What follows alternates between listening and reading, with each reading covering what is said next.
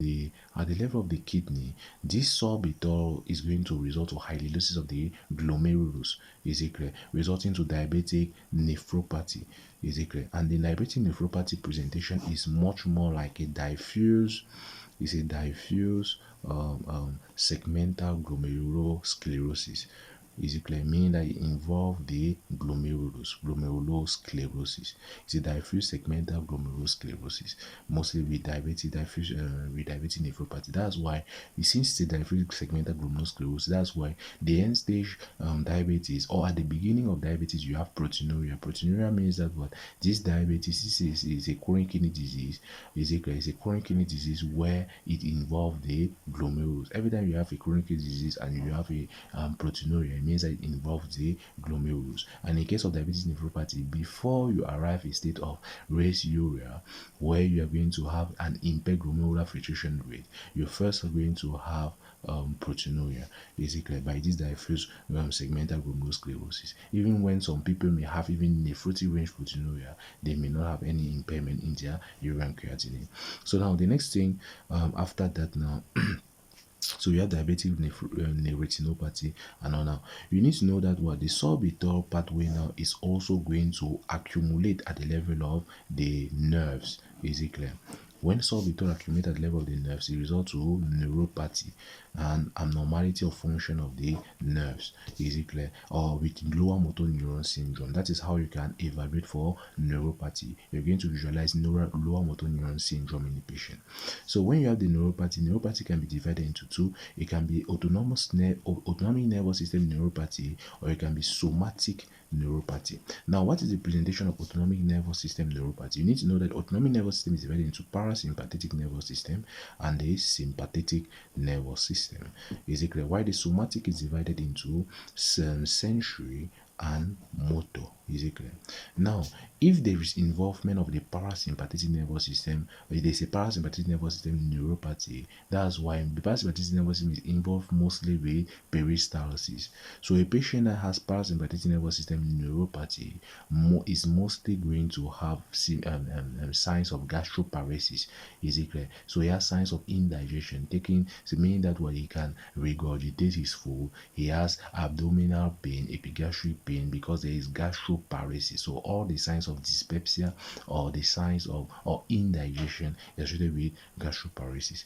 Now, when you have a sympathetic neuropathy, in this case, the patient is going to have postural hypotension, is it clear? Meaning that what in postural hypotension, you have a decrease in blood pressure by 20 or over 10 millimeters of mercury when the patient stand up, is it clear? You have postural hypotension, is it clear? When the patient stand up for something like 5 minutes, you have a decrease in blood pressure by 20 over 10 millimeters of mercury, and it occurs when you have sympathetic. And also the patient may have also a an orthostatic syncope, meaning that when he suddenly wake up, he may just have a transient loss of consciousness, is it clear? That's an orthostatic syncope.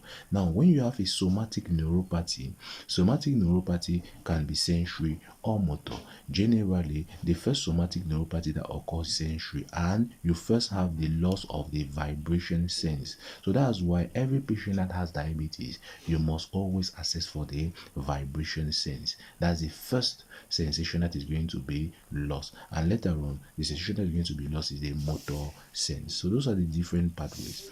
Now, the last element is going to be of sorbitol, is that when sorbitol accumulate inside the cells, is it clear, it's going to also attract water inside the cells, is it clear? When sorbitol accumulates into the cell, it also attracts water inside the cells, and when it attracts, because it has a high osmotic capacity, so now when it attracts water inside the cells, it now makes the cells to be flax and hypomobile, is it clear? So let's imagine that this happens to the white blood cells. Normally, white blood cells has to mobilize in order with chemotaxis process in order to phagocytize microorganisms. But just imagine that white blood cells are not capable, are hypomobilized. They cannot mobilize well to those tissues. You are now going to have a syndrome called the lazy leukocyte syndrome, Is it clear? Lazy leukocyte syndrome. You have the lazy leukocyte syndrome because there is impairment of diapedesis, and diapedesis is the movement of the white blood cells from the blood vessels into the tissue that is affected. So generally, that is involved in the chronic complication of diabetes mellitus. Now we are going to visualize the pathophysiology in the acute complication.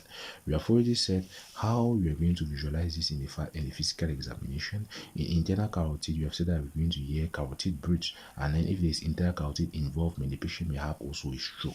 Also, in the enzymatic pathway, we've said retinopathy. If you want to know if the patient has retinopathy, you just do a fundoscopy. So if you want to know if the patient has retinopathy, is it clear? You do a fundoscopy. You need to know that you can do a fundoscopy. Is it clear? Now, fundoscopy is going to tell you type 1 and type 2. So it's fundoscopy of diabetes has type 1 and type 2. We show you proliferative membranoproliferative disorders in type 1 and type 2. Is it clear? Which is more grave in type 1 in type 2 than type 1. Is it clear? So that's how you can visualize retinopathy. So we have the grades of retinopathy on fundoscopy, which is divided into type 1 and type 2, and it shows proliferative pattern. Is it clear? Membranoproliferative pattern inside the eyes. Now the next one is how you can visualize diabetic nephropathy. I have just said the patient usually presents with foamy urine. Is it clear? There is no impairment at the beginning with the creatinine level.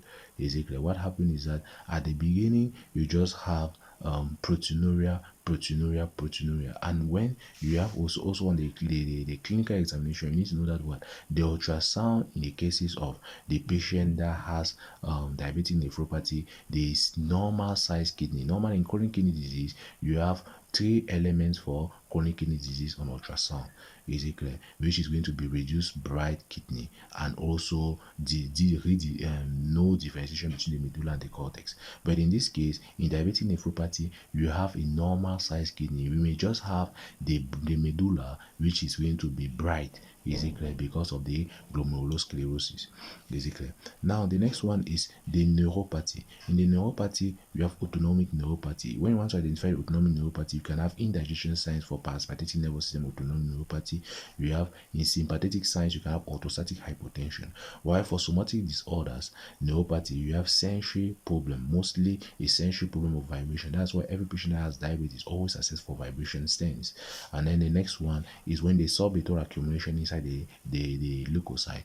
You have impairment of diabetes, which is going to result to lazy leukocyte syndrome, and which promotes immunodeficiency in the case of diabetes. And that's why there are 4 major systems which are involved with infection in diabetes. The first one is respiratory system, the second one is the integumentary system, the third one is the gastrointestinal system, and the fourth one is the urinary system. So those are the different 4 systems that you must always check when you have a patient that has diabetes. So always do physical examination of these 4 systems: respiratory, integumentary, gastrointestinal, and urinary system are the 4 systems that you should always check when you have diabetic patient. Thank you.